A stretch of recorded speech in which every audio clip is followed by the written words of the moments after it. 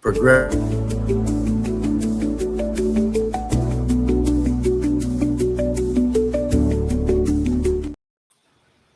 Progressively, they've expanded the definition of what white is. And now, if you're Greek, if you're Italian, you're Hungarian, the other Slavic nations, you're included. And so, and that's also something that we can look forward to with the Mexican and the Latinos, quite honestly. Because what do you do? How do you contain the people if all the minority people would come together, but you divide and conquer them? So it is an evil, and it's a genius plan that we have to figure out how to overcome. But you're absolutely right. It is a continuation, another way to import the Ku Klux Klan on us. But they're no sheets. These are they're using cops, they're National using, Guardsmen. and they're using masks. That's right. But Brother Desar? Yeah, I was leading up to this meeting that we were having. I was trying to look for times when ICE agents got white immigrants and kind of busted them or whatever. I thought of a place in San Diego uh, where it was in Little Italy, where there was a bust in an Italian restaurant, and ICE. It was a big deal because they hit San Diego first. Uh, and then when I did further research, I found out, well, yeah, that was a Mexican and I think Venezuelan who they actually took out of there, not Italians. So, try my best to have a balanced viewpoint on it, but I think it is very obvious as far as which groups are targeted and which groups get less grace when it comes to immigration status. Obviously, with the thing with South Africa, bringing over Afrikaans folks who are being who are like endangered species or something, like they're going to be wiped out. Even though the history and the context behind their presence there and the present presence there is interesting at best. Uh, so, and to be fair, in each country, people deserve to be there, but at the same time, uh, you should not be saying everybody should kind of fend for themselves. But you're going to reach all the way across the world and save certain white people and pull them. Now, to be fair though, these things happen with Trump. But come on now, you had the previous administration too with Ukrainians. Okay, now there's been plenty of people. You don't need to hear from me. There are folks who complain about the disproportionality of treatment of immigrants. Obviously now it's probably multiplied by a bunch, but definitely there were complaints about how Ukrainians got housing and got fast track for things uh, during the Ukraine war and all that. So Russia-Ukraine war. So just trying my best to add some balance to what we're talking about, but it's difficult because it's clearly an unbalanced situation. Oh, yeah, that's what I got. Well, it's interesting when you talk about statistics because he brought 30 families over, and one of those gentlemen has already strangled his wife. So, what kind of statistics are you talking about about here?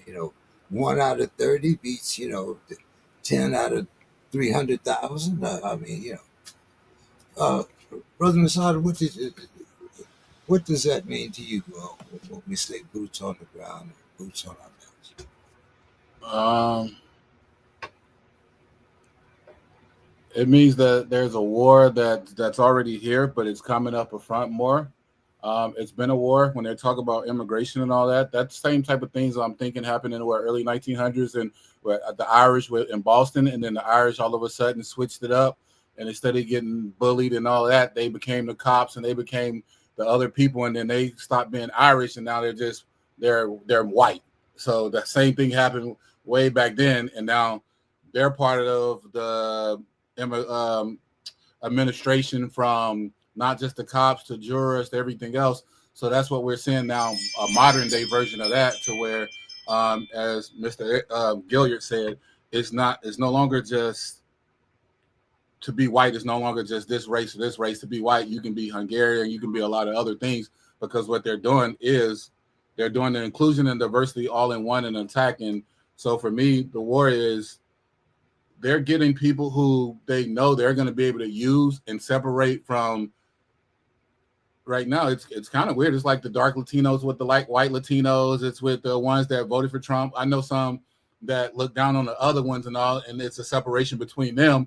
So when ICE do come, it's not just the Italians or different places they're attacking. They're separating the levels and the hierarchies of different races to make them feel like they're more superior as well. And so to me, that it's just they're bringing the war to the forefront. And so that means that we're going to need as many troops as we can in all different places and all different phases to circumvent something that's really coming. It's hard to circumvent, but we can be ready for it.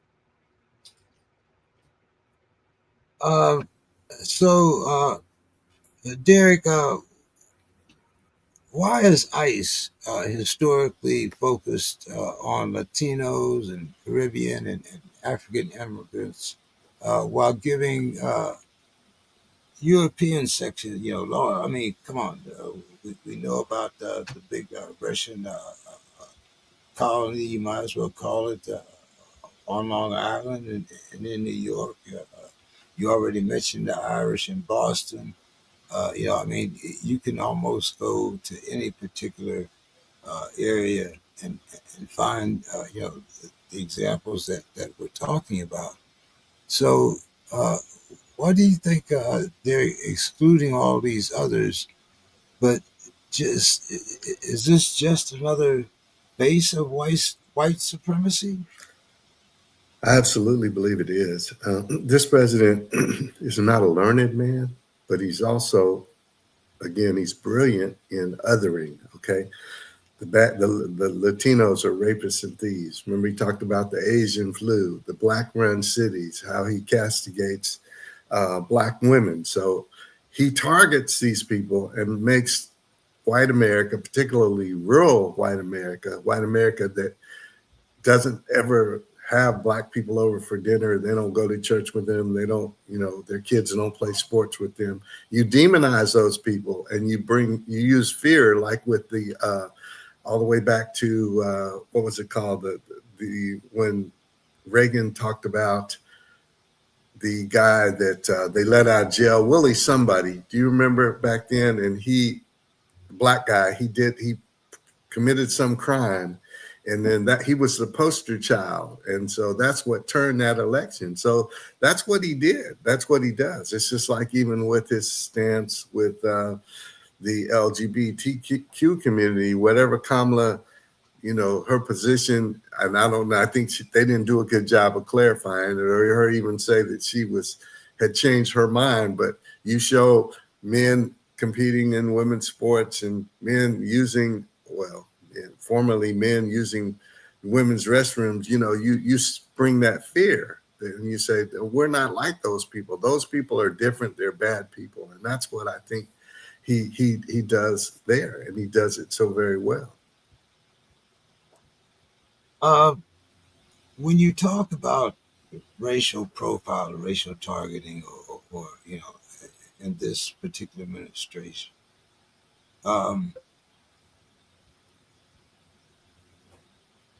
on numerous occasions, he's made the statement that he's done more for the blacks than any other president in history.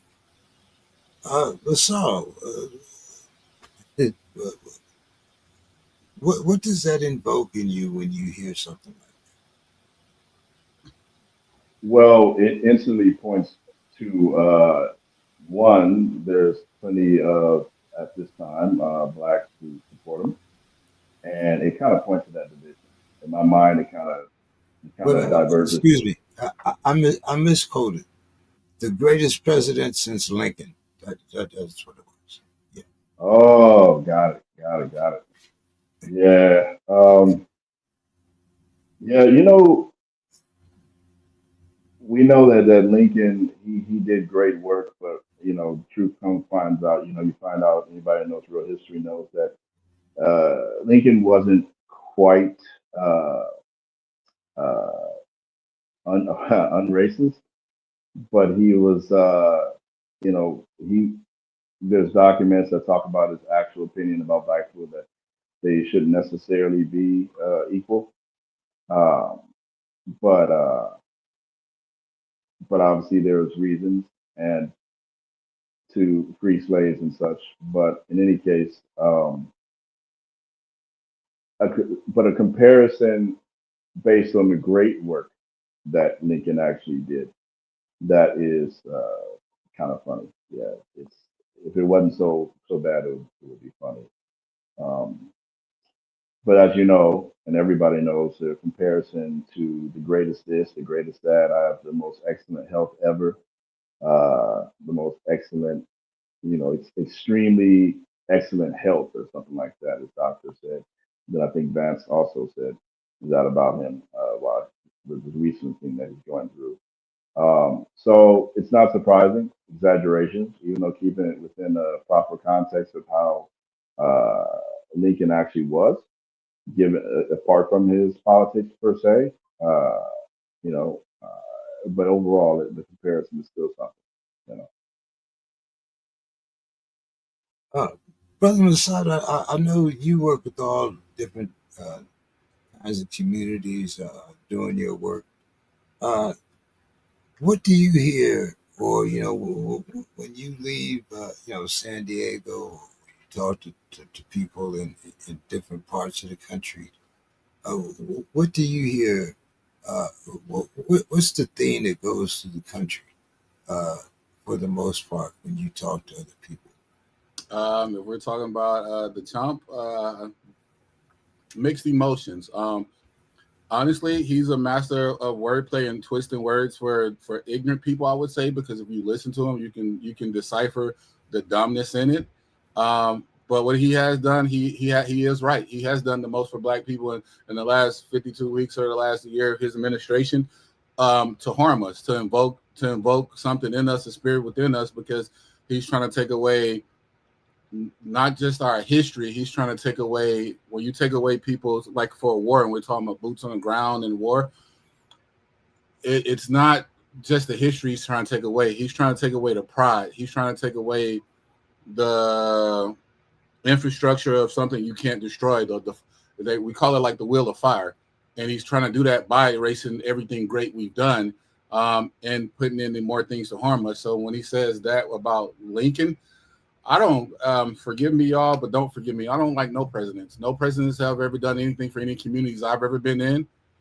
They all live good. Even a president like Lincoln, we could talk about the slaves he owned, but nobody talks about that he was part Black and looked at as a Black man himself. And then he escaped that and kind of did like what they're doing with the consensus today. Everybody's going for, oh, I can pass for white, so I'm going to pass for white, because if I'm on the supposedly the left side is the Black side and the wrong side, I'm gonna go and be white over here, or right, whatever way you want to say. So for a president like that and a president like this to say that, I mean, it's hard for me to say he's playing off of people's fear nowadays. It's 2025 and we have a lot of information at our hands, not just technology, not just this podcast, not just different things you can go and research for yourself. So what I've known, and to answer your question, what I've seen around the country is confusion, fear, but also he's invoked not just some people's anger and some people's, I don't want to call it fear. It's their natural hate. It's their fear of losing what they're not willing to admit. Their fear of losing their whiteness and their rightness already, to where any culture and race I can name, I talked to them about the N-word and they say, why don't you like using it? And I said, if it was 100 people in here and I was the only one of my color, and the cops said they're going to come in and shoot the first nigga they see, nobody else is flinching. And then that's how I know, and people pretend not to see race, because they know they benefit off of not having the color like I have. I can name certain things people wear, and they'll say just because they wear that, they're getting picked on. And I say, if you take that off, you look like a white person. I can't tell you from a white woman or a white man, but you can tell me as a Black man. So if you did get something horrible, horrific done to your people, not only did you get reparations, but y'all got the benefit and the freedom not to have to worry about every day of not looking or being attacked for your skin color.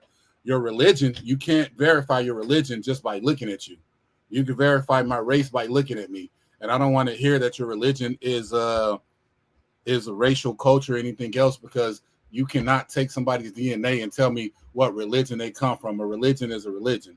So no offense to anybody else out there, but for us around the country, I'm hearing ignorant play out at its finest of, I don't want to be in the lower barrier, which I don't know why they consider us the lower class of people, when science has proven in all statistical categories, not just physical, but mental, like we talked about last week on the podcast, so many great advances and things have been taken away from us.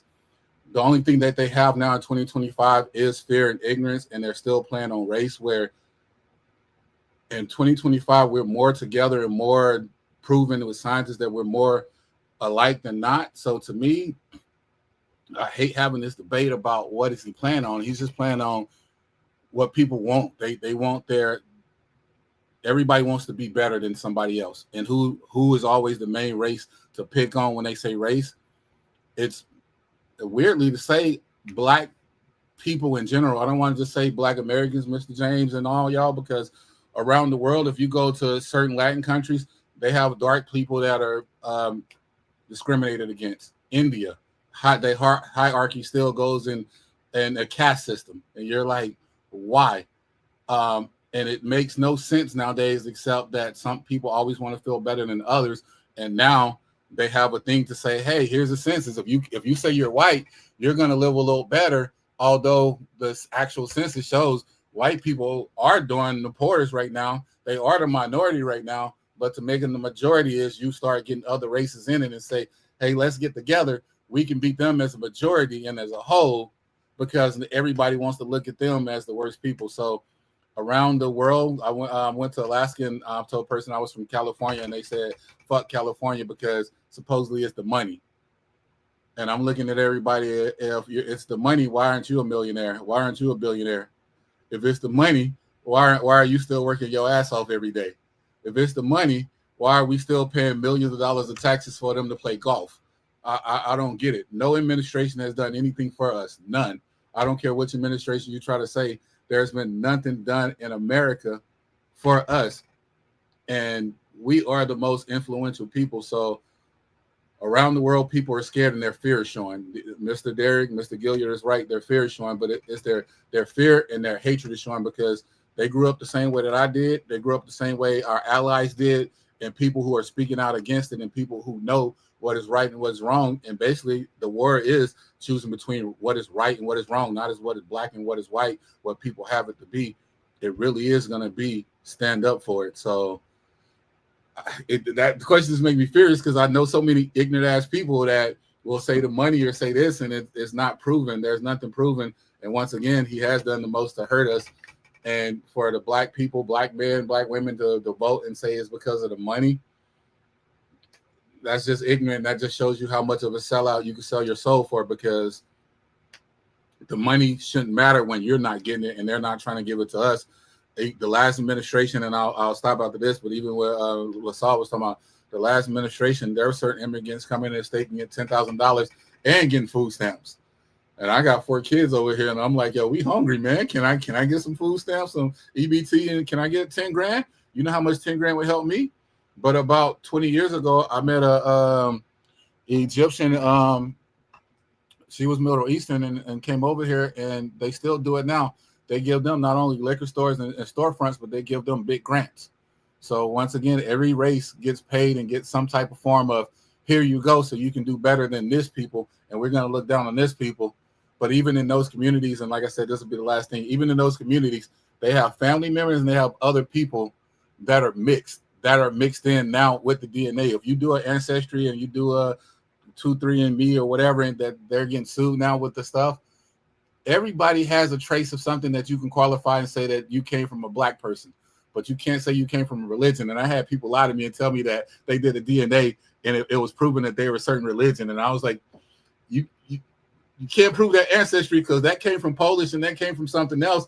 Once again, what was happening today when they were being attacked, they all of a sudden switch from being one race into another race, into another ethnic group, and now everything's fine. So fuck that shit with going across the country about what people are identifying with. They're just identifying what fits them better, and that's wrong. Sorry for that, y'all, but not sorry. It just hurts my nerves, man. You want to comment on that, Derek? Well, I appreciate you reminding me and bringing that up about how many of the immigrant communities come and benefit. I know that's the issue in Chicago. A lot of the people are not happy at all with Mayor Brandon because, you know, they're opening the doors to these people in the sanctuary cities.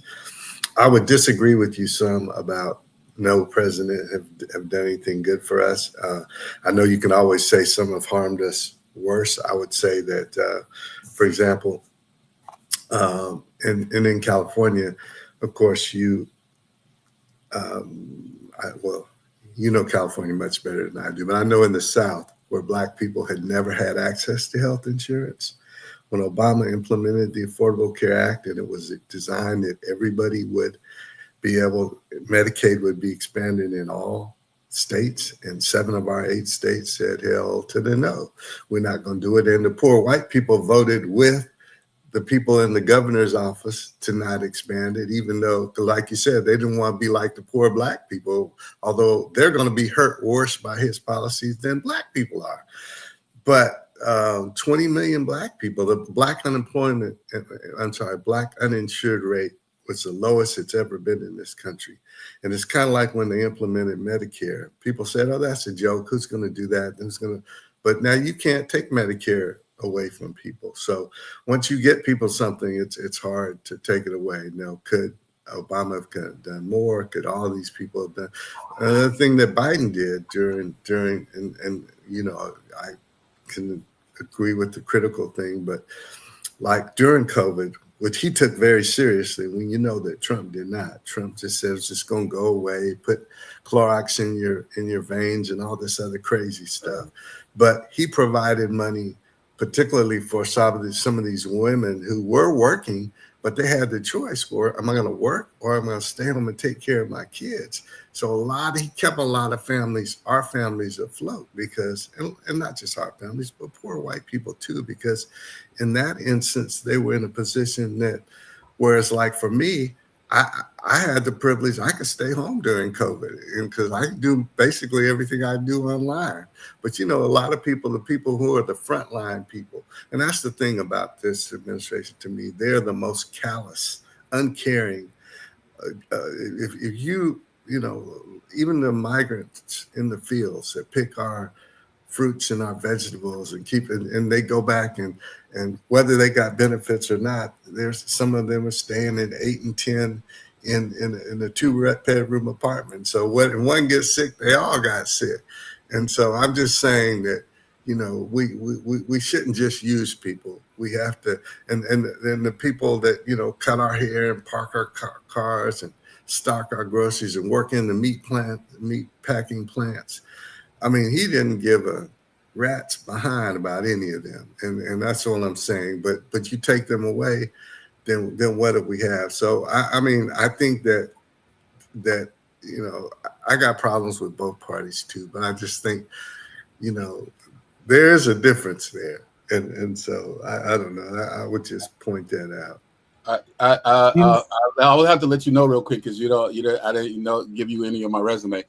I'm originally from Mississippi, though, my brother. I was just I'm originally a southern guy, and the only thing with Obama or any other administration, but specifically with Obama, because what Trump has shown us for my rebuttal to that, my brother, everyone that has to pacify their kingdom a little bit and give us a little bit. But during the Obama administration, when you apologized because you said if you had a son, he would look like Trayvon Martin, because the most Black people were documented, not killed, but documented, killed up under your administration. And then this next jackass got up under the administration and showed you what the power of a puppet president can do. And you did none of that because you did pass the Obamacare, which is good. It hurt and benefited a lot of people. It did do that. But at the same time, this dude is taking away DEI. He's doing a lot of other things Oh. in their power to show you what a president can do. So if you're a first black president being celebrated as a legit black president and not one that we know had blackness in him but counted as white, you be an example. Be an example of you served with Martin Luther King, man. I wish I was alive and that to be in that, because I would have been in that. But Obama is probably the same age. So what were you doing when Dr. King was there? Because Dr. King did stuff so you could be in the chair you were in. In the chair you were in, you spit on us a little bit. I don't care what nobody say. They can come and do anything they want to me. You spit on us a little bit because you had the highest seat in our office in the Americas. And then this jackass actor, bad guy, bad businessman comes in and does things and says, this is what I'm going to do. And you, I'll stop 1 second, but you being our leader, apologize for saying if you had a son, he would look like Trayvon Martin. Why are you apologizing? What they're going to do to you? No, I don't understand when you say he apologized. How did he apologize? He literally came out and apologized and said to the media and tell people about. I don't think he was apologizing. He wasn't. I think he was trying to help people understand I think a level of sensitivity about having a black that because the best thing probably the Obamas did was to having an image of black people in the White House. There's a South Carolina congressman named Joe Wilson said it was the politically correct thing to be against the black man in the White House. And you know what McConnell said, his number one mention was to make him a one-term president. Right. I would agree with you in the sense, and I think it's a very legitimate complaint or criticism of Obama. Is that in his second administration, he could have done more. And I think that we have to also understand, though, look, he rescued us from the banking industry, the auto industry, the .com industry. And so he was in a position nobody else had. We need to move on. I don't want to get us off track here, gentlemen. I got you. Sorry about that, but I'm right with you. You're right. You did make a good point that he did give a lot of people the hope to say that we can do that. So that was good. Yeah, and like you said, there were certain things against Obama, like for instance, like you said, Mitch McConnell and the Republicans, they swore that they would not let him have appoint a judge to the Supreme Court. As you said, they promised that he would be a one-term president, and then they banned him as a lame duck president. But we're not talking about Obama. Where's that power with Trump at right now? Then, if the Senate and the administration, and if you look at it, those same people that banned it against Obama are now Trump supporters, and they were Trump supporters when he won his first term. But at that particular time, like you said, Obama was a lame duck president. He couldn't possibly go for a third term president. But that's something that I'm afraid that this man might be able to pull off. And how is that with the Constitution, and how is that with our laws? That's what I'm saying. The man has told you. The man has told you himself that he does not believe in the Constitution. Yeah. So why you keep bringing that up? He's told you that he don't give a damn about the Constitution. All he cares about is power. Power. And if a man and we have an old saying in the black neighborhood: if a man shows you who he is, believe him. That's right. And this man is showing you that the rule of law means absolutely nothing. I remember when I was a young soldier and we got sent to Detroit, the governor had to call in the White House and get permission for us to come there as federal troops, even back during segregation times. Barbas and all those guys called the White House, and the White House sent troops because the governor requested it. Our governor didn't request troops here in LA. The law enforcement in DC hasn't requested federal troops. The governor, the mayor of Chicago has come out and told them that they don't want federal troops. And just yesterday, This man has said that there are people that are born bad. There are people that are born thugs. We have to go into these neighborhoods and make it safe.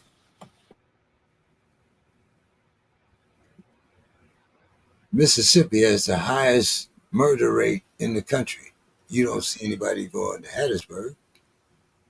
But I kind of digress here, God. Or Jackson. But That's right. you just kind of made my point with the couple of administrations and all the presidents. If this president has the power to do that and say, yo, you know what, since I'm president, commander in chief, I'm going to send my military in and y'all are going to do what I want to do. And Congress is nobody is stopping him. What would stop any other president from doing that? Or why didn't they do that in their power and say, this is what we're going to do to change the streets of anything else? Or this is what we're going to do. Or if this president has the power to take a because they believed in the law. They believed in the Constitution. When has the Constitution helped us or the law helped us in the last, 400 or 500 years? What is that? Well, that's what we're talking about here. Troops on the ground, boots on the ground.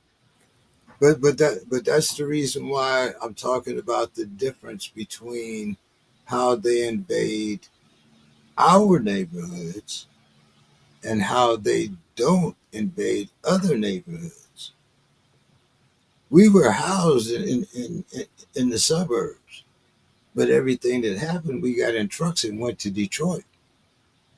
But our housing and everything wasn't, where a hotbed or anything like that was. Whereas this man kind of creates his own hotbed. Derek, I haven't really heard of any country or any city being invaded like this since 1968. And me and the other two brothers were talking Sunday. We're the only community that has actually had bombs dropped on us. In Philadelphia, yeah. There was another city even before that. I forget what it was. Yeah, Tulsa but Tulsa, right? Yeah. My point kind of being is that even the Japanese, even though they were put in internment camps, they were never bombed in the United States. When you look at what is happening now, and you can go back to Brother Masada, why is this president? Because you have served under him. Why is this president able to get away with this? I think people are afraid of him, to be perfectly honest. He intimidates because, as you pointed out, historically, the Republicans believed in the rule of law. They believed in supporting our allies, and now our allies are our friends. But yeah, he brings that gangster mentality because he's always been above the law. Look at what he so far has been able to do with the Epstein files, right? Are we going to actually see them? And that was his whole thing. We're going to clean out the swamp. So, I mean, you're right. But when you talk about LA, you talk about Detroit, you talk about Newark, all these places there were bombings and there were fires. There were people, and what Dr. King always said, a riot is the language of the unheard. But none of that's going on in these cities. And I want to see personally, he's going into these cities to make white people feel safe. I want to see him go to Chicago on the west side and the south side. I don't think he's going to do it. I think he's going to send people on the north side, send people in the white enclaves, and they can, skip and grin at him and feel comfortable. But that's not solving any of the problems because that's not where people are dying anyway. It's a show of force, and he's all about a show of force. That's why he brought all those troops down the street to tear up the streets of D.C., and it was miserable because nobody came out to see it. He is a gangster, and unfortunately, that's why too many, I believe, of our young black brothers supposedly support him because they like that gangster mentality that he brings. But he's a big punk. We know that. A dry, dodging big punk.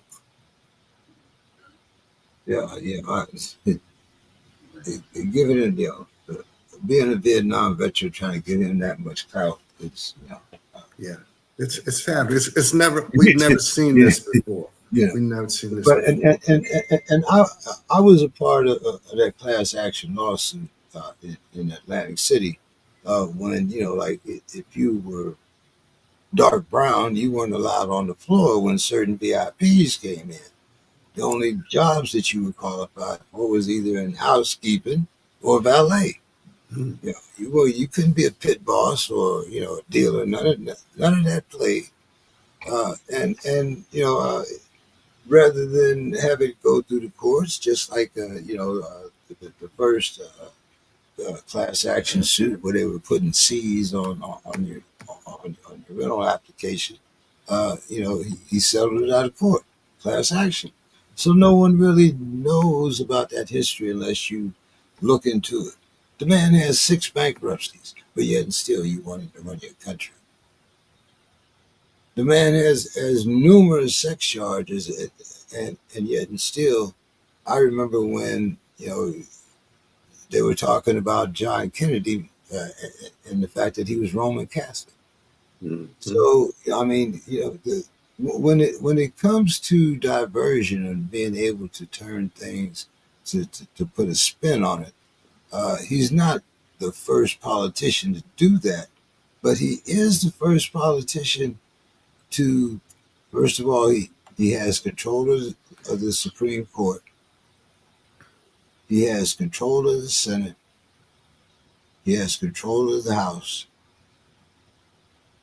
And you have a neo-Nazi in charge, Stephen Miller. Yeah. You got another idiot in charge, J.D. Vance, that might even be worse than Trump. So when you talk about these people, this hierarchy, and you talk about the whiteness of this country, Saul, what do you think about how do we combat this militarization that seems to be getting more and more momentum against us and against our communities? I think first you have to acknowledge that it's a social thing that's happening within law enforcement and outside of law enforcement. You don't have to go very far away from the cities to see, let's say, good old boys with trucks and flags. I don't know if anybody's actually tracing this or not, whether it's the FBI or whoever, but it, like some studies have shown, they're prepared for something, and they're prepared for some time. And you got to see glimpses of some of these, we'll say, hate groups. States like Montana, multiple states. I took a trip to Oakland. Okay, I drove out to Oakland to look at some homeless encampment and to do some research there. And I was shocked. I'm like, I'm getting ready to go to the Bay Area. That's all I hear: Bay Area, Bay Area. Progressive. On with the Panthers. And on the way there, you got to drive through the farmlands on the 5 freeway. And I'm like, oh my God, they got them here too.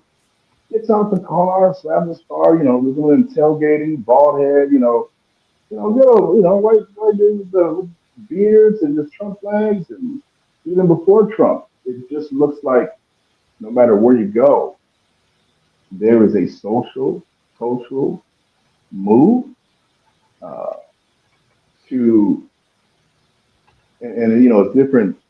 It's different. It's a spectrum, but nevertheless, uh, these groups are a lot more stronger about reclaiming their pride or whatever that is than unfortunately Black Americans in actually organizing together and actually in organizing independent of the Democratic Party. And with respect to the brother there, worked with an organization that King was part of. Great work, stuff like that. I think we need more of and more energetic young folks to energize.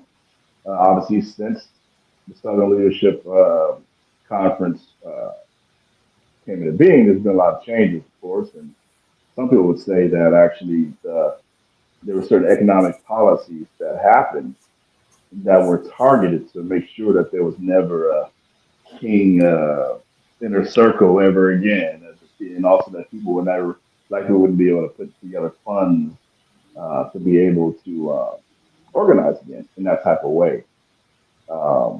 And that's an interesting theory, for me, because it makes sense. Obviously it's way more complex than that, but it that needs to be acknowledged first, that the state of Black American culture slash cultures and the need for more cohesion. And I like to focus on strategies and methods and how to bring that about. For example, just easy example, we have to like each other more. Yes. In some places, for example, I can comp in the South Central, and I'm well aware of the, unfortunately, there's a lot of pride there, Yes. definitely, being Black and stuff like that and other things. But there is a self-hatred that's been inherited all the way back from slavery time. I'm a genealogist, in my background, I can trace almost anything to anything, to any plantation. I can find names, I can do all that. And I've been able to see that, we'll say, through one side of my line that leads back to Scots Irish surname, we'll say, that side of the family, unfortunately, there's a lot of internal racism there, the lighter versus the darker. Um, that needs to be dealt with. Yeah. How we move, how we identify with each other or don't identify with each other, that needs to be dealt with first. And then second, it can be combated with consistent uh, education and meaningful, proactive, I was just say education, and our people need healing, 'cause we're not going to be given it in the form of like reparations, for example. I don't know if we're going to get reparations. I hope so. But part of the reparations that we desperately need, we need to give ourselves the healing part, you know. But we need to heal, and once we do that, we'll be much stronger. You know, I'm sorry you made me get you make me get all the way out the subject here, but I gotta, because you brought up a great point, and I know it was part of my generation. I'm not sure if it's as much a part of your generation as it is mine, but I remember, you know, them light skinned boys, them light skinned niggas, as we used to call them, used to always come to school and get all of the goddamn women. And what the hell, you had that certain image. Uh, uh, Derek, do you remember a guy named Adam Clayton Powell? Oh yeah, oh yeah, oh, Do, yeah. do, do you think he would have been elected if he was dark as that? Yeah, you're absolutely right, and that's the only way Obama was able to be elected. I mean, there's no question about that. In fact, my first boss in his administration was a guy named Anton Gunn, who coordinated his campaign in South Carolina. And one of the things he said was the one problem he said that Obama had was that he had no slave blood in him. And that's a deep, you know what I'm saying? Because all of us got some of that, right? And he didn't, white mother, and his father was from the continent. So, and I think that we have but you're absolutely right. One of my future projects, and I'm a couple hundred pages in it, is a memoir, and They Called Me Skillet. Because because that's what my older cousins, I was running around behind. I was the blackest one, I was the smallest one, and that was my nickname, Skillet. Because you're right, but we saw no positive images of ourselves. And as you pointed out, all the women wanted the light skin brothers with the straight hair and all that other stuff. And I think part of where we are as a people now, it's like if you put a frog in a pot of water and he's comfortable. You just turn it on low. And then he gets to the point he's cooked and he can't move anymore.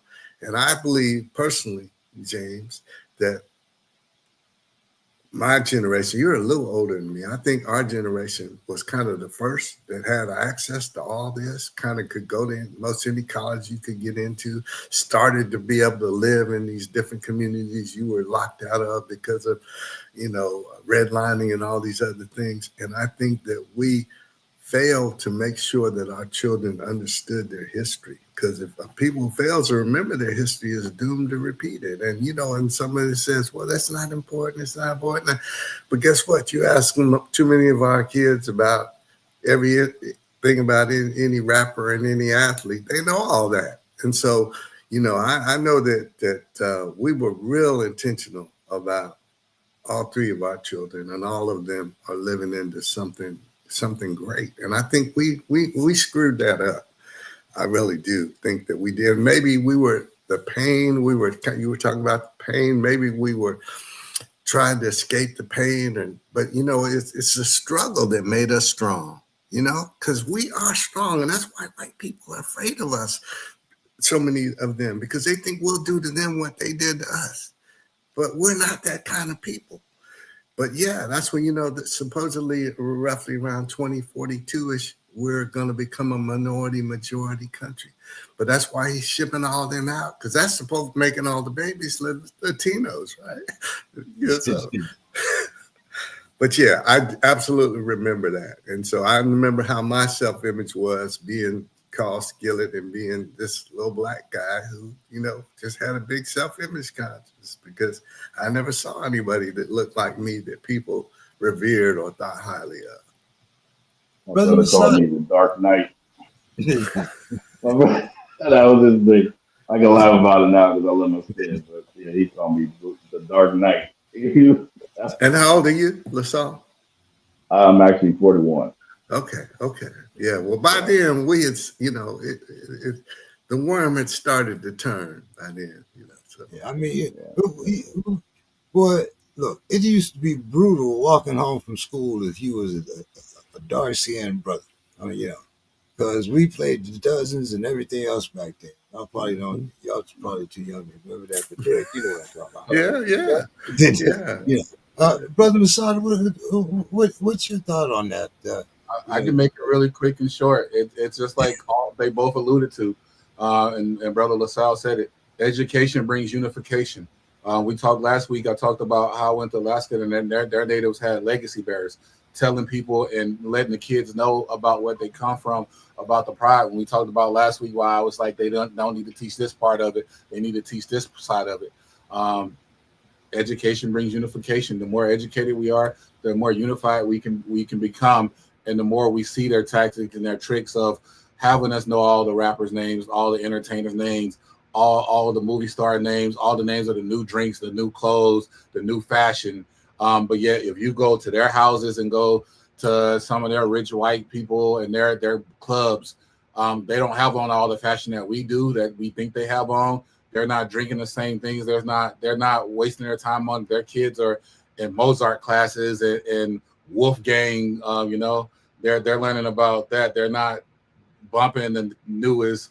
I don't even want to name one of these people and give them more attention, but they're not rapping none of the newest lyrics about killing and self-destruction. But we know that ourselves, and we promote that ourselves. So once again, if we have more educated people to be unified and to be more passionate about it, all these things wouldn't happen, because they have the first gangster. My whole sentiments with a Chicago like that, he won't bring them on the west or south side. Where all my south side gangsters at? Where all my Chicago gangsters? Where all these rap lyrics that y'all talk about killing and all that at? Brother LaSalle said you're about unifying and getting us all together. We got enough power. Once again, we got enough money. We got enough this. We got enough this. Why are we so pacified and so docile and just okay with everything that's going on? Why aren't we coming together? Why I got a blue shirt on, and then in the background right now I got my red shirt on. Why aren't the red, blue, whatever other colors you want to getting together? Why aren't Steeler fans, 49er fans, all these other fans getting together and saying, you know what? This is about us. And it's not that we're not educated enough. It's that we're not educated enough to care more about us, because of what y'all were saying with the colors of light skin and dark skin. I mean, we still make fun of it now. They made fun of it with, if we bring the NBA into it, the Golden State, light skin against the dark skin with LeBron and Curry. and then more people fed into it, and it's like while you're feeding into it, it's still all of us. We're all the same colors and shades and versions. The argument was with a Malcolm and Martin, and it was like it don't matter.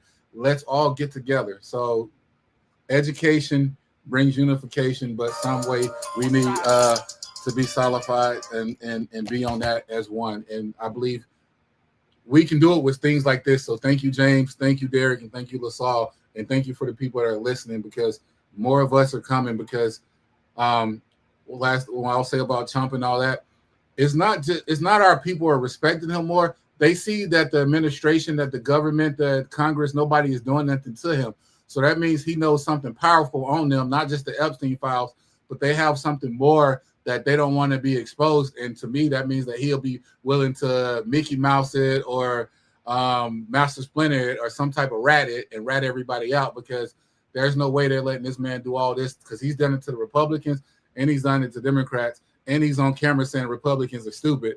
And Democrat, Republican, I want to kill the bird. I don't want to clip the wing. I want to kill the whole bird. So we need to get together, educate ourselves, and unite. Can I respond to that real quick? Yeah, go ahead. Yeah. So the question that you asked about we have certain things, so why isn't this happening? And I agree with everything you said. I just want to add to it though.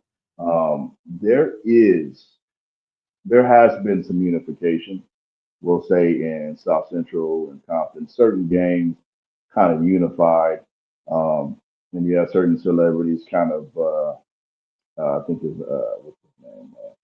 The Blood. I can't think of his name right now, but he, they did this thing with the walks, where there's certain gangs that used to be enemies. They walk together, play with certain games. Well, There's been Nipsey certain has a types lot to do with that too. Well, Nipsey did that, especially Nipsey. Yeah, he was big on that. And the young fellow that he did, YG. There you go. YG walked through a neighborhood not too far from where Kendrick's hood was. And so they've been doing some of it, and I almost feel like to some degree, Kendrick actually embodies some of that. But Kendrick Lamar embodies some of that. But even though some of the gangs have joined together, the narrative has been hijacked about it. Apart from the good that's been done, the narrative has been hijacked. Very similar to the idea of Black excellence, oftentimes, unfortunately, leading largely to the ideas about financial wealth outside of other types of excellence that feed into that and have meaning in addition to the finances. So it's like we come together, but we still, like, to some degree, we still on some gang stuff. We come together, but like, what are we really trying to accomplish together? I went to Fremont High School, one of the schools where the Bloods and Crips stuff actually started in the 90s, by the way, mid 90s, mid to early 90s. Man, yeah, and you should see the remnants of that history there. Education, speaking of education, books from a long time ago, like the 80s. The school looked kind of run down to some degree. Violence, gunshots every night, the whole nine, just like the movies, unfortunately. So with these peace treaties that's been happening and these gangs joining together, and there's even Hispanics joining this gang when there used to be race wars between Hispanics and Blacks. Something, by the way, that needs to be talked about enough and documented enough, and something needs to be done about that, by the way, where there has been exodus, especially of Black Americans in California, due to, unfortunately, somewhat gang-related, but also racial attacks. Like literally, whole communities of Black people moving out of certain places. I'm gonna do a show on stereotyping, so I know exactly what how you put. Yes, it was hijacked. With the gang stuff, it is awesome that they're getting together. My whole thing is it's not enough, and it's not enough. They don't have a call to action, so I think that's all that they're missing. It's not a knock on them. It's selling. They're the most powerful right now. When you mentioned Kendrick and YG, and you mentioned Nipsey Hussle and all that. That's what Tupac was doing back in the day before they assassinated or tried to kill him or take him out, is because that's where a lot of our power is at. So when I'm speaking to y'all gang members and leaders are hearing me and all that, we got to get a call to action, because why won't he go to the west side or south side or wherever in Chicago? Is because he know that they're not effing with them. So if we know that we do have some strengths and some powers, and they are scared of us in a sense, like we said that they're scared of him, then we need to use that and play that to our strengths as well. And we need to organize everybody. When I'm mentioning anything from like Obama or anybody from gang members and everybody, I'm not trying to ostracize us or divide us. I'm calling all of us to action and telling all of us everything that we have done has been good, but that's just pacified us. That just showed us what we can do. So we need every aspect of Black excellence, Blackness to awaken. And that sounds really good, Masada, but here's the thing. When you start talking about gang members and you know, I would say almost anyone under the age of 35, my generation, probably Derek's generation, now we're shaking in our boots. You know, what are these young people trying to do? You know, they're trying to tip the wagon. There has to be, like you said, a call to action, whereas we, like other people, forget our different heritages and unite as a race and say, you know, either we're going to do it this way, like you said, there are certain things that we can control, but a lot of this, you know, I mean, when whatever this is happens, they're not going to care whether this guy is Irish and this guy is Scottish and this guy is Romanian and this guy is, oh, there's them over there that is our enemy. And we don't have that type of focus. We would rather focus on that guy in the neighborhood that, you know, is talking to my girl, or I ain't got time for that because I got a job. You know, I got to take care of my family. But we don't realize that we are all suffering under the same oppressor. So,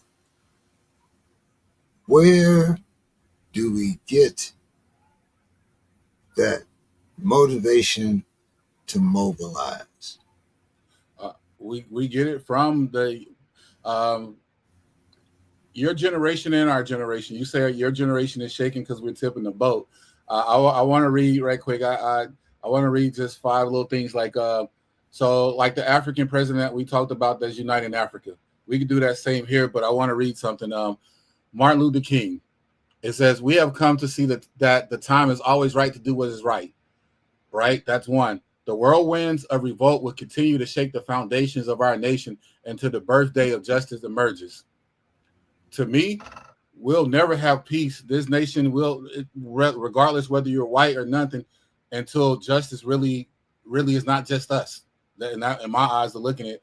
So we gonna need not just me, like I said, we need all of us, young, old, Democrat, Republican, to put down that and to say this is right and this is wrong. And that's all I'm going on. I don't care about young, old, black, white, Middle Eastern, whatever you want to identify with. The time now is to do what is right for what is right, not what is white. And it's gonna take all of us to say, let's do it. These shows, the reason I'm on here with you, James, the reason I'm on with LaSalle and Derek, is because we gotta spark more of us to say, you know what? I'm tired of this check that I'm getting. Yeah, my family's good, but what about my extended family? What about my 3rd, 4th, 5th, 6th cousins? Because when people are hungry enough, when you say slave blood enough, when you're hungry enough and you're seeing people eating, you're gonna come together and you're not gonna matter what that other person looks like. The other person looks like you and y'all are both hungry. It's time to come together. That's it, man. It's time to come together so we can do it. Time is here. We just need more people to listen to certain people. I said this last week again. We got the influencers.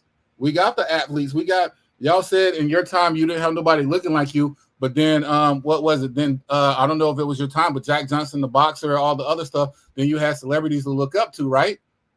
And then they started campaigning and telling people in the political sense, this is not right. I'm not going to war. I'm not doing this. I'm not doing that. Now, what do our athletes say? And my athletes, my dudes, I'm not getting at y'all, but this is the biggest trick they ever played on us. They didn't just give us money to separate us. They gave our warriors and our gladiators and our athletes money and the platforms to make them forget that they can fight for us. And so now our baddest warriors, they have the biggest, baddest platforms. And like you said, they're going to get the houses, the women, the cars, the clothes, and all that, and telling you, instead of talking about Black Friday and let's really unite, they're not doing that no more. So I'm calling the action to them. I'm calling the action to the gang members, to anybody from President Obama. You still got power. You still got power to get on there and do anything. When I speak about anybody who has an influence, I'm not saying what y'all should do. I'm saying what y'all could do. And if you do it, I'm pleading to you all, use your influence and power to help out not just your family, but everybody, to help us out, because there's going to come a time and a point where your money doesn't matter anymore. And when we all stop agreeing that the money matters, what is going to happen to your fame and your status and your family then? It's going to be like the riots. When riots really happen and the rage and the voice of the people happen, they don't care about their community or any other community no more. So let's not get to that point. And I'm pleading once again to anybody that ever hear me speak, you got the influence, you got the pizzazz, then let's do something about it. We got these other podcasts that are way bigger, from a Club Shay Shay and all this other stuff where they bring all these influential people on. Yeah, I want to mention that shit, because we talk about this and we can talk about any movie stars, anybody. But what are they really doing? They're helping me look and see that I can be a movie star. Thank you. You're making movies. I can be a movie producer and I can produce, do the right thing and all that. But what am I really doing after that with my money? I can buy, you say you come from where Tyler Perry has his mansions and his studios and all that. What if we put that money into not just studios and all that, we put that money into building up the communities and taking over again? They can't bomb us all the time, you know? And we have enough military people. We have enough people that are in the military I was in the military. James was in the military. When you come from those broken families, you can't go against your mom and your family if you say no. You know, do what's right. That's all. I've talked too much about it, y'all, because I'm passionate, and it don't make sense. I have too much authority nowadays. I appreciate your passion, brother. And that's why I want to make this podcast at least, if not weekly, at least 2 or 3 times a month, and we can bring on, like brothers like Derek. Last week we had Demetrius and the young brother Javon, and we need to get more diverse people and more people talking about it. And I think it begins at the table. Everyone wants a seat at the table. Well, we're going to be a little bit different. We're going to bring the table to them. So everybody forgets you can build your own table. Like, they want to bring resources to the table. You can build the table first, and then you can build the seats later. You know what I mean? There you go, brother LaSalle. I think. Go ahead. Go ahead. No, I was going to ask you what was your thoughts on this. You tell I was thinking about it. Yeah, man. What I was thinking was, when we talk about what the brother was just saying, Masada, about all these influences, and again, which he's alluding to, the hijacked message that I was talking about. The hijacked influence. Of course, some of them got influenced righteously and all that type of stuff. But I mean, the hijacked, in the sense, the narrative being hijacked, in that people, again, Black excellence. Hey, I'm doing good.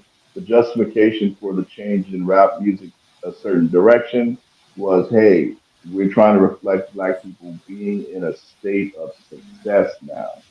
That was the justification for the excessive push on about drugs and about money and certain types of money, making money a certain way. That was the excuse. I say that because there's a big thing that's like almost like a demon, we'll say, um, that is our form of disinformation. What do I mean? So all this information that's coming out now, we have an abundance of things that, like one of the brothers said, we should know better, about certain things. We have an abundance of information. We also have AI now to some degree, and still advancing. We have multiple avenues of being informed if we really are hungry for it. Disinformation. We've identified now our form of disinformation where it's like the anti-information, right? It's put out there as this thing that sucks up like a black hole, sucks up what we should really be focusing on. So worse than the distraction, like a black hole, and it's like just focus on this bullshit, and we'll stay divided as that happens. So I think one of the words is we have disinformation active in our culture and in the country, where we are being powerfully distracted with things that um, probably still matter, but matter a whole lot less than what we should be focusing on. So yeah, disinformation. Cleveland Summit of 1967 is what I always try to think about. I'm not that old. I had to Google it. Google is nowadays, once again, alluding to what LaSalle said. If you don't know something, you can go and look it up. But the Cleveland Summit of 67, I looked it up, and I always remember that from being Lou Alcindor, Jim Brown. Where's that at today? That's my question.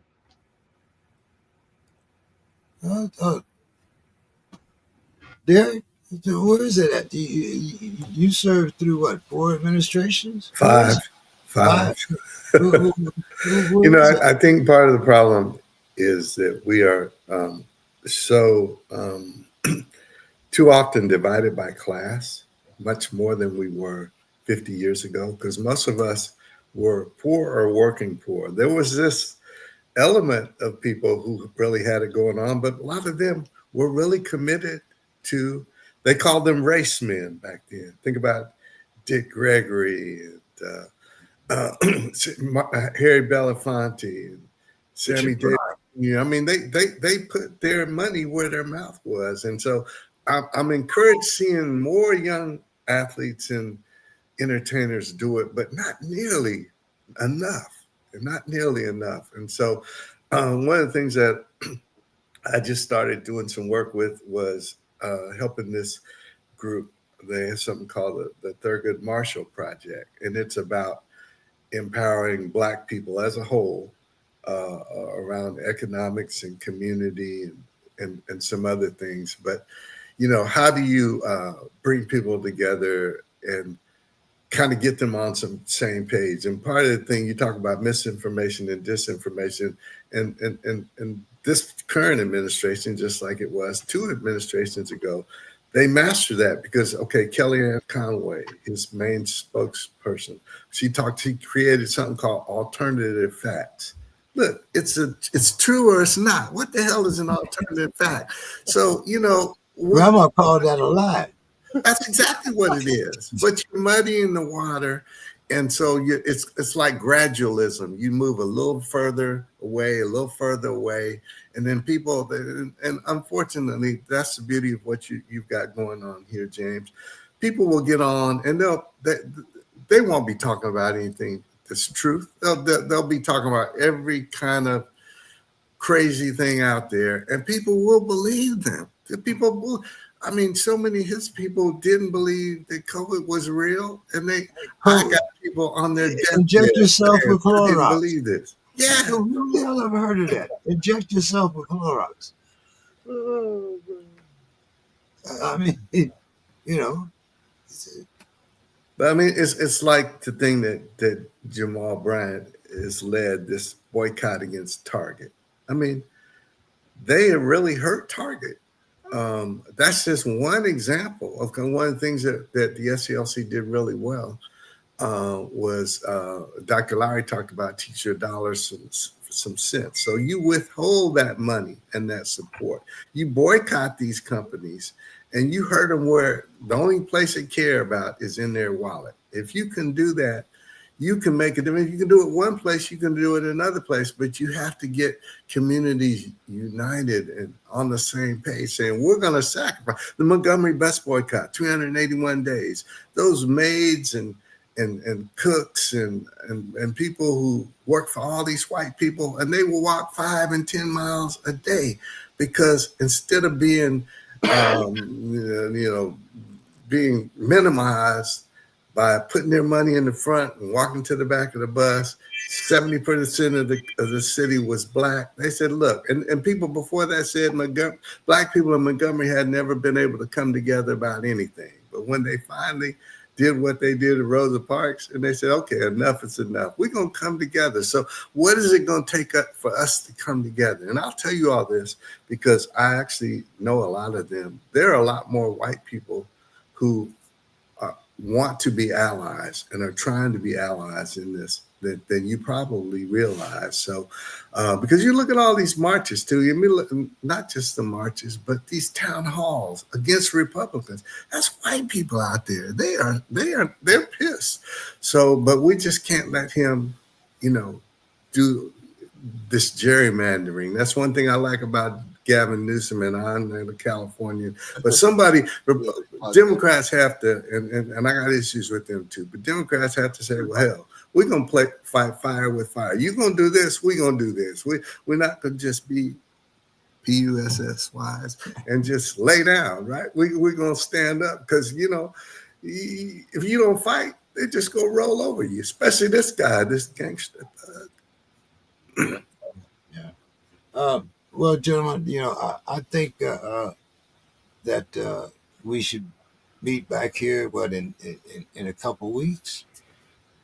Yeah, I'm with that. Before we go, my closing thoughts. I'm gonna give everybody the closing thoughts before the but what do you say, guys? 2 weeks we meet back here, and I'll put something out there, or you guys can give me something that you want to talk about. Don't always have to be what I want to talk about. Let me know. You picked some hell of a topics, though, my brother. So yeah, but yeah, somebody else could do that. No, I think that's great. That would be great. Absolutely. All right, so let's get everybody's final thoughts here, brother Masada. I know you got a lot there, so we're gonna start with you. All right. So mine is not gonna be really a lot. It's gonna be, let's see. My final thoughts is, well, thank you, Derek, for joining. My thing is, with anybody that I've talked about, from where we talk about the black people, entertainers, or anybody, first let me tell you all this. I am so proud of any black person that has made it out of anything, regardless of what they are, what they're doing.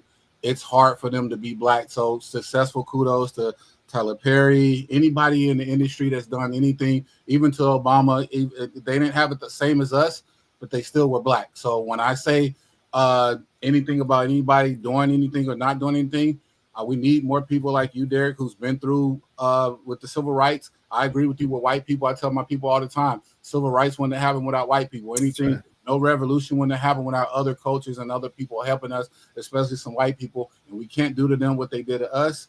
But it's just a call to action again to anybody black, anybody hearing this. We're not going to use that tactic of you think we're dividing each other and talking down to you or anything like that. We're not talking against your pikets. We're not piket watching. We're not doing any of that. What we're talking to is your sense of your soul of inside of all my brothers, all my sisters, everybody who has done something, who does have any type of power of voice. When I mentioned 67, it took one man, Jim Brown, to get everybody together, because it took one man, Muhammad Ali, to say, you know what? I have this, so I'm willing to lose this, and they all came together.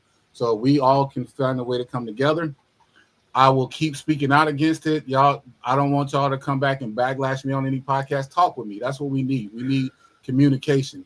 Talk and figure out why other people are so disgruntled at you all, or why other people are looking at your pikers, or other people telling you what to do with your influence, because evidently I don't believe enough people are talking to you, or you're not in the right circles, and y'all are scared of something. But whatever you were scared of can't be as great as what Malcolm, Martin, and all my other people that we can continue to name that we're scared of. So do something. Let's do something together. I am here. I'm not going anywhere. I'm not scared. to keep using my platforms, to keep advocating, to keep doing whatever I need to do it, to get through to where it's going to stop. So thank you for this platform. We're going to keep doing it. And thank you all for being here and letting us voice our expression of our life, of our opinions, what it means to be Black in America to us, or in the world. I'm tired of saying America. It's Black in the world. I hear you. What was the song? Yeah, and I want to definitely echo that. Thank you for this opportunity for sure. And thank you. Welcome, Brother Derek, again. It's been great having you and hearing your perspective and your insight and getting information from this experience. Um, and I definitely have to echo, in particular, what Brother Mastada said about what we call it 67. I have a framework in my brain about which that was an event where there's a big conference, a lot of people came together, big names, community leaders and such, in a big like auditorium type of place, right? And it was, yeah. I have the same feeling. I didn't know the exact name. Oh, I imagine that you were referring to that, but I do feel very strongly that that needs to happen again. Except in this instance, uh, more comprehensive. I mean, whoever organized that, first of all, it must have been pretty Jeff freaking Brown. impressive to organize all that logistics, you know. So no disrespect about any of that, but I'm just saying even more comprehensive and, like you said, come back in 2 weeks. And you remember I was talking to you, Brother James, saying that I would want to go door to door to pull people out and say, let's talk about things that matter between us. And I keep saying, bring it back to the Black American thing because I feel like, of course we have allies and such, but us working on each other is one of the best weapons against what racism has actually done and continues to do. One of the things that needs to be knocked down and toppled is this popularity of women versus men, in particular in the subdivision with Black Americans, with Black man versus Black woman, and vice versa. And that still being a acceptable, popular back and forth. Let's work on that. Oh man, they what happened when we first got here? Historical context, right? We came to the country. First thing was attacked was family, right? They took our family name. They attacked family. And working on families, working on how we view each other, because there's things that, like the Bloods and the Crips, there's actual grievances that need to be resolved. And when you sit down and listen to each other, I feel like that, like, pretty much top on the agenda. The relationship between Black women, Black men, Black women, and then, of course, our values in general. How do we identify with each other and what's the most important to it? So I'm down for it, and I have been very, very meditative. I'm hoping I'm not making up a word or slaughter, but I've been very meditative about how uh, we can go about that on a larger scale and in a practical way that does not get overrun. You know, but thank you for everything, guys. I really I've appreciate it. had some Black women on the show. As a matter of fact, when I first started out, the show was under a different name, but I also had some Black Panthers on the show. I had some people from Minneapolis because we need the diversity, and unless people can really meet and talk, then you don't really know where you stand. You kind of left off there in La La Land, depending on somebody else to get the information for you. That's one thing that we do have access to in this day and age is information. Now, how you choose to use it, that's an entirely different subject altogether. But there is a way to get the information. Brother Jerry, take us home here. My wife's grandfather who was a very light-skinned dentist from the south side of Chicago. And one of the things he used to always say, you want to hide something from a black man, put it between the pages of a book. So I agree with you that information is power, and we I think we have to get back to that. I've really enjoyed this conversation. I like being challenged and reminded about things that are distant from me. Like you said, how we help the immigrant communities sometimes far more than we do our own. And I think that's a very legitimate point. Um, I'll say that, for example, I'm going to give you one good thing about, again, I can criticize all the presidents. I'm going to give you a couple good things about George Bush, okay? And we know he screwed up Katrina and the weapons of mass destruction. But let me tell you what some of the things that he tried to do towards our community. So he instituted a program called Grandparents Raising Grandchildren. Because in our community, how common is that? Funded that to help them, support them, because, people strung out on crack and coke and incarcerated. He also had a program that was very significant that supported families of people whose breadwinner was often in prison. And another one that was a healthy marriage initiative in the church that I go to in inner city Atlanta. We had a wedding, and so many of the young Black kids were so excited because they had never been to a wedding before.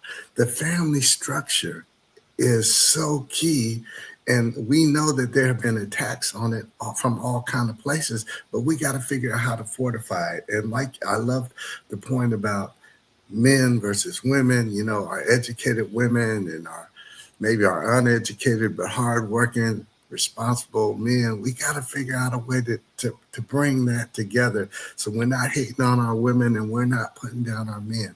But thank you all of you all. I appreciate being in this iron sharpens iron environment where I'm going to learn, and hopefully I'll have something that's of value. So thank you, James, so much for putting this together, and thank you, my young brothers, for being on the task, being on the wall, because we got to have people who are going to be part of that resistance. And y'all, each and every one of you are real race men. I thank everybody for coming on tonight. So I said I'll look to meet everybody back here in 2 weeks. We could find out, I'm sure I can find the subject, but if any of you guys find something that you want to talk about, just give me an email. I'm sure most of you have my phone number. Give me a call, whatever. The emasculation of the Black man in America right now throughout media. I got one of those called the feminine. It's funny. I got a lot of little things that I got it off in my little library that I think Black men, Black people need to talk about, and a lot of times it's hard to talk about it with people that aren't pliable. And by pliable, I'm not saying that you're dummies or nothing like that, but what I'm saying is that you're able to take on more than one idea. Mm-hmm. At least be able to discuss it. So we can definitely do that. I have a couple Black women that I know I can bring on and we can talk to. I know all of us, have a thing about the church in the Black community. I have a couple ministers that might be able to stand the heat, but anyway. I appreciate you guys, and I look forward to talking to everybody very soon. Have a great night, everyone. And really quickly, Derek, can you leave the link in the email for that group that you mentioned earlier, the community economics? Yeah, I have your email address because I saw it, and I'll send it to you. I can send it to everybody. Yeah, sure. I would like for James to share my email and my contact with you as well. Yeah, absolutely. We're sharpening it, and thank you. You contributed a lot. There are things I don't know. That's what dialogue. This is what dialogue does. Absolutely. Knowledge is power, isn't it? Superpower. There you go. Love you, brothers. Appreciate it. Love y'all, everybody, man. Have a good evening. Yeah, be safe out there, guys. And don't Thank forget, football starts tomorrow. No, Thursday. Thursday. Yeah. Yeah, You have a James. good night. You have to show me how, James, later on to so I need to add this so that your show kind of is on my channel. Is there a button on either the upper right or the upper left? Yeah, I see. I got it to Facebook, so I guess that means it's there. Yeah, I see it. So Yeah. I can put it on the others as well. Right. Okay. Yeah, All you right. can put it on LinkedIn, Facebook. No, is it too YouTube? late to do it now? I just have Facebook because that was my I was No, but what you can do is copy that link and put it on your okay. on Perfect. your site. But you might be able to get them both in there now while I'm still on the air. So Okay, see if let you me can see get if them I in there can now. find something else. I see that one. I think it's only, but like you said, at least I can copy that one. Yeah. So Yeah. that's helpful. I appreciate you, my brother. All right. Have a good one. Yeah. Hopefully you'll be able to join us in a couple of weeks. Absolutely. I All look right. forward to it. Take care now. All right. Blessings. Thank you so much. Yeah. Have a All good right. night. You too.